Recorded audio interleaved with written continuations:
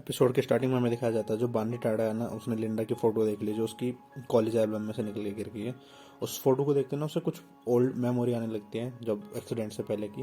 और वो भाग के उस पुल पे जाता है जहाँ उसका एक्सीडेंट हुआ था, और वो बैठता है वहाँ पे और रोने लग जाता है और सोच के कि मेरे साथ ऐसा क्या हुआ था। तभी हमें एक फ्लैशबैक दिखाया जाता है कि कैसे उसका एक्सीडेंट हुआ था।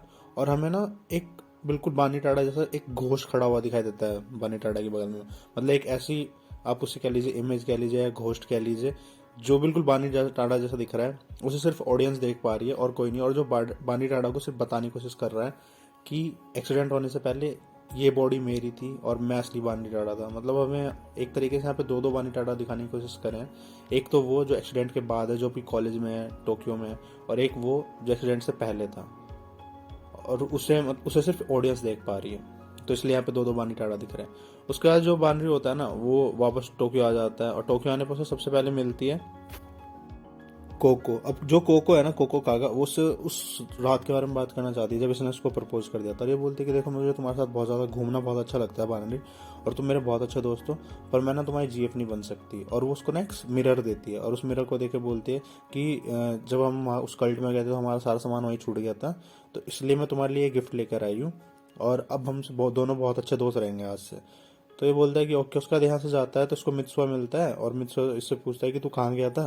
तो ये बोलता है कि मैं अपनी अपने घर अपनी मॉम से मिलने गया था, मुझे कुछ काम था। और ये दोनों ना फिर कैफेटेरिया में घुसते हैं। और कैफेटेरिया में ना पहले से मौजूद होती है वहाँ पे कोको। और कोको मित्सुआ को बानी के साथ देख के ना बहुत अजीब से बिहेव करती है और मित्सुआ को देख के बोलती है, oh my good friend, oh my best friend, मतलब हम पिछले जन्मों से कई जन्मों से बेस्ट फ्रेंड है। और टाडा, तुम पिछले जन्म में एक बकरी चलाने वाले थे और मैं एक अमीर घर से थी और तुम मेरे लिए हमेशा दूध लेकर आती थी। और वो मित्सुआ को छुड़ाने के लिए बोलते हैं। और मित्सुआ तो एक जंगली शिकारी था। और वो जो कोको है ना, उसको टाडा को बोलते हैं कि अब हम हमेशा के लिए बेस्ट फ्रेंड है। मतलब बहुत ही अजीब तरीके से बिहेव करती है। जिसपे जो बानरी होता है ना, वो मित्सुआ को बोलता है कि यार क्या करूँ मैं इसका। तो मित्सुआ बोलता है कि इग्नोर कर, मैं भी हमेशा इग्नोर करता हूँ। तभी हम देखते हैं वहाँ लिंडा बैठी होती है, वही लड़की जिसकी फोटो बानरी को अपने घर पे मिली थी।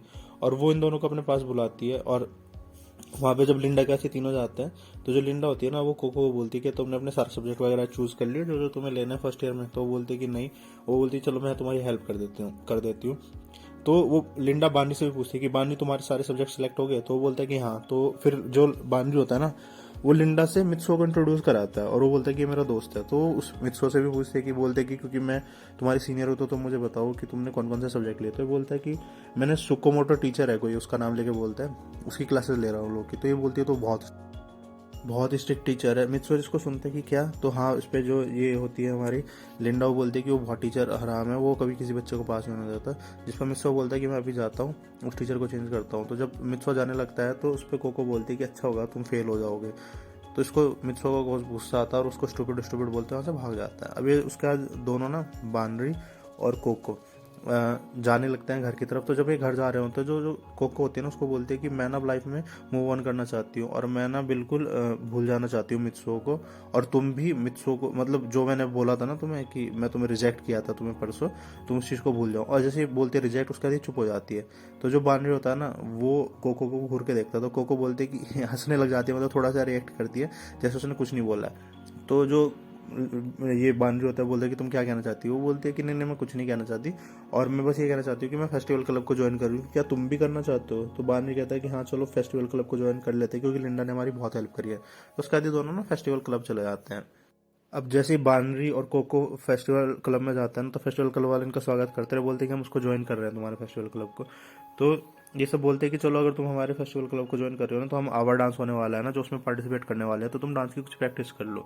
तो ये सब एक दूसरे को देख के डांस की प्रैक्टिस करता है, जहाँ पे जो कोको होती है ना, बहुत ही अजीब तरीके से डांस करती है। तो जब ये डांस के बाद घर जाने लगते हैं, तो जो लिंडा और जो उनका लीडर होता है इस फेस्टिवल क्लब का, कोसी, उन सबको बाय करके जाता है। तो उसके बाद जैसे ही जाता है ना, तो कोको जो होती है ना, वो बानरी पे चिल्लाने लगती है, बोलती है तू इतना अच्छा डांस कर रहा था और मैं तो बहुत बेवकूफ़ों की तरह डांस कर रही थी, तू मेरा अच्छा दोस्त नहीं है, तूने मेरे को धोखा दिया, ये वो। सो रोने लग जाती है वहाँ बैठ के।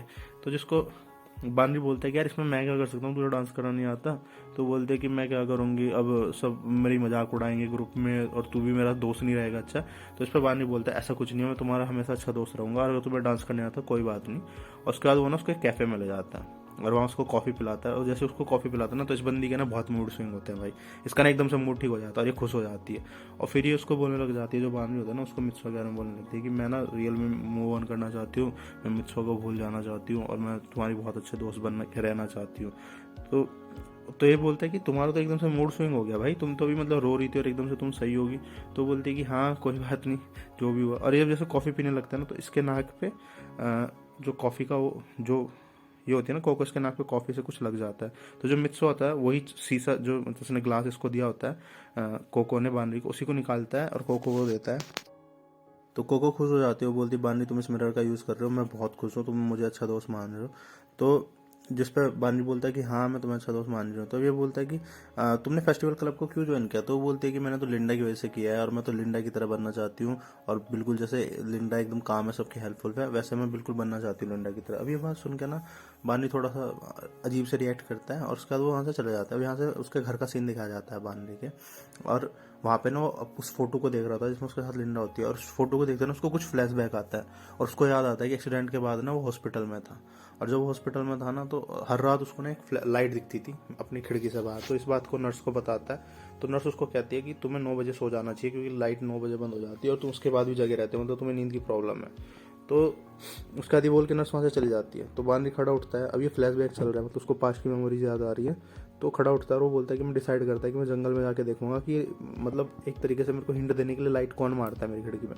अब ये जैसे छुप छुपा के जंगल में पहुंचता है ना तो ये किसी से टकरा जाता है और ये गिरता है, और जैसे खड़ा उठ के देखता है तो हमें दिखाई देती है लिंडा। पर बानरी लिंडा को नहीं पहचानता क्योंकि बानरी की याद चली जाती है ना, और वो लिंडा उसको देख के कुछ नहीं बोलती और घबरा के नीचे गिर जाती है। तो जिस पर बानरी लिंडा को कहता है कि डरो मत, मैं तुम्हें डराना नहीं चाहता हूँ, मैं उस हॉस्पिटल में पेशेंट हूँ, और अगर तुम्हें लग रहा है कि मैं यहाँ कैसे हूँ तो मेरी जो विंडो है ना, इस विंडो पे जिस मतलब रूम में मैं रह रहा था उस पर कोई डेली फ्लैश लाइट से टॉर्च मारता था, टॉर्च से मतलब फ्लैश लाइट मारता था, तो जिस वजह से मैं क्यूरियस हो गया था देखने के लिए कि कौन है, इसलिए मैं यहाँ पे आ गया था। तो इस पर जो पहले लिंडा होती है ना चुप रहती है थोड़ी देर, और फिर वो बोलती है कि क्या तुम्हें हॉस्पिटल में जाने के लिए मेरी हेल्प चाहिए, मतलब क्या मैं किसी को हॉस्पिटल से बुलाऊं? तो जिस पर बानरी बोलता है कि नहीं नहीं बस मैं तो आपकी टॉर्च की वजह से मुझे लगा कि कोई मेरे लिए सिग्नल दे रहा, मैं यहाँ गया था और मैं खुद चला जाऊँगा। तो अभी बोलती कि ओके। उसके बाद जो बानरी होता है ना वो बोलता है कि तुम यहाँ क्या कर रहे हो? तो बोलते कि मेरा भी एक दोस्त हॉस्पिटल में है, मैं उससे मिलने आई थी और उसी के लिए यहाँ लाइट मार रही थी। तो ये बोलता है कि अच्छा, और फिर ये जाने लगता है।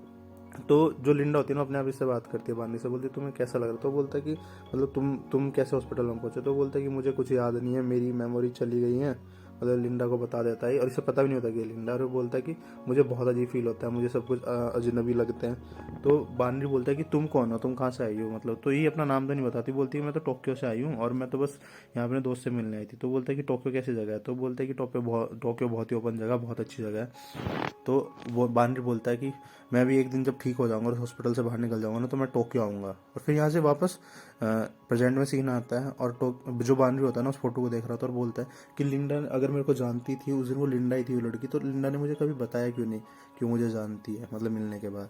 और ये सोचते हुए अंदर चला जाता है वो अपने रूम में, और जब अंदर जाता है ना तो हमें विंडो के बाहर फिर से वही घोष दिखाई देता है जो बिल्कुल बानरी की तरह दिखने में, और यहीं पर हमारा एपिसोड 5 खत्म हो जाता है। तो यही थी एपिसोड 5 की एक्सप्लेनेशन। वीडियो अच्छी लगी हो तो इसे लाइक करें, शेयर करें और चैनल को सब्सक्राइब तो पक्का ही कर दें। और बेकार आवाज़ के लिए सॉरी, मेरे को आज जुकाम है तो सॉरी।